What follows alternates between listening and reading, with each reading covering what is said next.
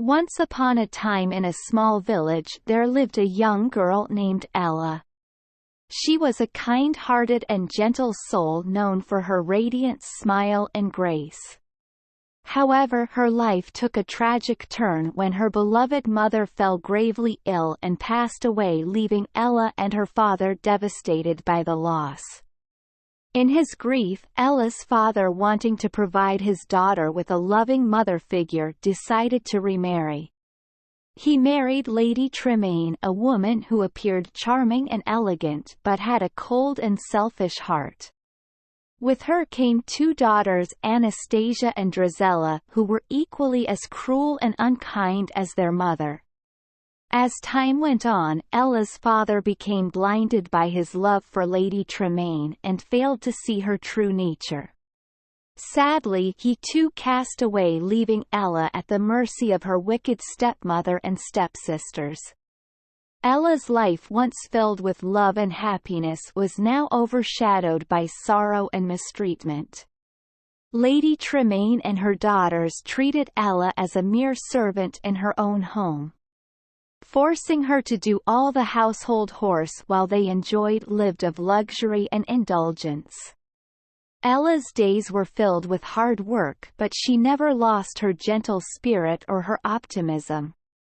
One day an announcement was made throughout the kingdom that a grand ball would be held at the palace.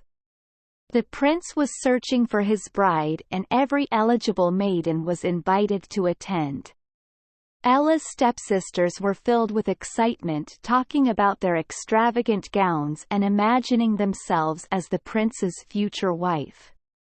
Ella watched as her stepsisters prepared for the ball, helping them choose their dresses and styling their hair, all while hiding her own deep desire to attend the ball. As they left for the palace, Ella couldn't help but feel a twinge of sadness, longing for the chance to experience such a magical event. In her despair, Ella's tears caught the attention of a fairy godmother who had been observing her from afar. The fairy godmother, touched by Ella's pure heart, decided to grant her a chance to attend the ball. With a wave of her wand, she transformed Ella's tattered rags into a stunning gown, her worn-out shoes into a pair of glass slippers, and summoned a magnificent carriage to take her to the palace. Ella was overjoyed and filled with gratitude as she stepped into the carriage and headed towards the grand ball. Upon her arrival, she caught the attention of everyone, including the prince, who was captivated by her beauty and grace. They danced and talked, and for a moment Ella forgot all her troubles, lost in the enchantment of the evening.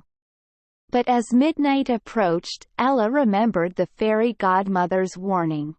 Her magic would only last until stroke of midnight. In a saddened panic, she rushed out of the palace, leaving behind one of her glass slippers as she fled. The prince, determined to find his mysterious enchantress, set out on a quest to locate the maiden whose foot fit the glass slipper. He went from house to house until he arrived at Ella's home.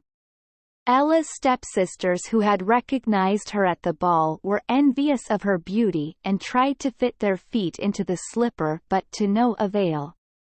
Finally, it was Ella's turn. As she slipped her foot into the glass slipper, it fit perfectly. The prince was overjoyed, realizing that he had found his true love. He whisked Ella away from her oppressive household and brought her to the palace, where they married in the grand ceremony. Ella's kind heart and unyielding spirit had won her a fairy tale ending. She became the beloved princess of the kingdom, using her position to promote kindness, compassion, and equality for all. And in the years that followed, the story of Cinderella, the girl who triumphed over adversity and found her happily ever after, continue to inspire generations, reminding them that dreams can come true even in the face of the most challenging circumstances.